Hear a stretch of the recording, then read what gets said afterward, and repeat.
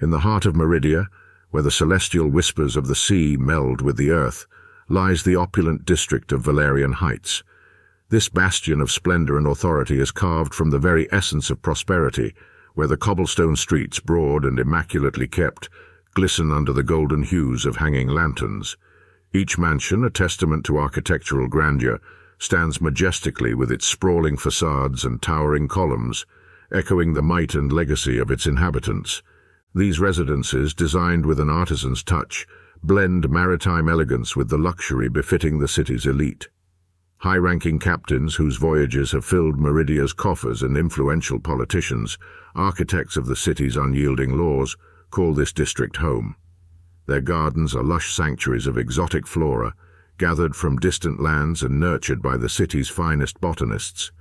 These verdant oases offer a stark contrast to the salty breeze that carries the songs of the marina, a constant reminder of Meridia's dominion over water and trade. The marina itself, visible from the ornate balconies of the district's lofty abodes, is a bustling tableau of activity.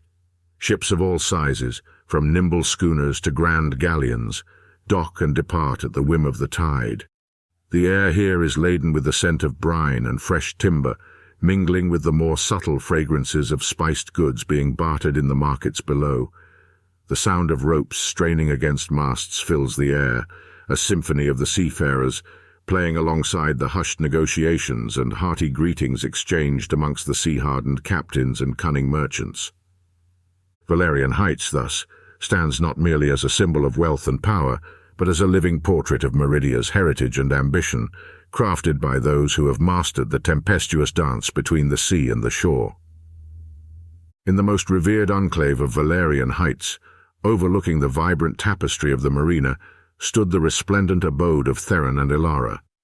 Theron, a distinguished captain known for his daring voyages to the uncharted realms of Zephyria, and Elara, a sage diplomat with the eloquence to sway the fiercest of debates, were paragons of Meridian society. Their home, a monument to their achievements and status, was as much a beacon of luxury as it was a repository of their life's tales and treasures. The house itself was an architectural marvel, designed to mirror the essence of a ship ready to sail the celestial seas. The facade was adorned with sculptures of mythical sea creatures and gods of old, each carved from white stone that sparkled under the sun's kiss. Wide windows with azure glass reflected the ever-changing colors of the sky and sea, ensuring that the horizon was always within sight. Inside, the grand hall was the heart of the home, with a ceiling that arched high like the vault of heaven itself, adorned with a mural that depicted the legendary voyage of the silver comet across the night sky. The floors, inlaid with blue marbles and mother-of-pearl, shimmered like the ocean's surface on a moonlit night. Lavish tapestries and paintings, spoils from their travels, graced the walls, telling silent stories of distant lands and forgotten times. Their private quarters were equally splendid, with a balcony that opened to a breathtaking view of the bustling marina below. Here Theron and Elara would often stand, watching the rhythm of the tides, finding peace in the eternal dialogue between the sea and the shore. This house was not just a dwelling, but a symbol of their legacy and love, a haven forged from the adventures of the sea and the whispers of the wind, standing proudly at the edge of Meridian waters. Their young son, often seen playing quietly in the gardens, was a testament to their deep love and the future they envisioned within the walls of their seaside sanctuary. On a night cloaked in an eerie stillness, when even the winds seemed to hold their breath, a shadow descended upon the tranquil Valarian Heights.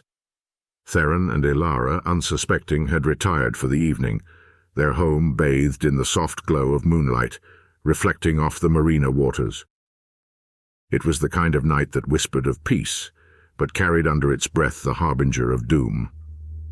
Under the cover of darkness, a group of assassins, cloaked not just by the night but by enchantments that muffled their footsteps and blurred their forms, approached the stately home. These were no ordinary brigands. Their movements were too precise, their presence almost spectral, as if the shadows themselves had come alive to enact the will of some unseen master. They bypassed the elaborate security with unsettling ease, a chilling indication that someone within the trusted circle of Valarian Heights had betrayed them. The sentinels, known as the Eyes of Meridia, were powerful magical constructs placed throughout the city to protect its most sacred and valuable areas.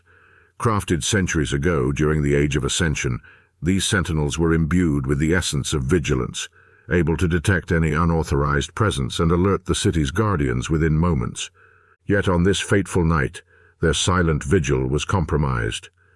The assassins moved with a confidence that suggested they were invisible to these hallowed watchers, their path clear and unobstructed as they made their way towards the private quarters of the unsuspecting couple. This breach could only mean that someone with deep knowledge of the Eyes of Meridian's workings and the sacred codes to blind them had orchestrated the attack. This insider, whoever it was, had not only sold their loyalty, but had also provided a map straight to the heart of Theron and Elara's sanctuary, betraying the very soul of Meridia. Inside, Theron and Elara sensed danger too late. The calm of the night was shattered as shadowy figures emerged into the lamplight of their home. As the figures stepped out from the darkness, Theron's instincts kicked in, and he roared a single word that echoed through the halls: "Reavers!" His voice was a mix of shock and defiance. The Reavers were known for their ruthlessness, but not for such stealth and cunning. "How did you get here?" Theron bellowed as he parried a vicious strike, his seasoned eyes scanning for any sign of the usual brute force associated with Reaver attacks. "And what sorcery is this?"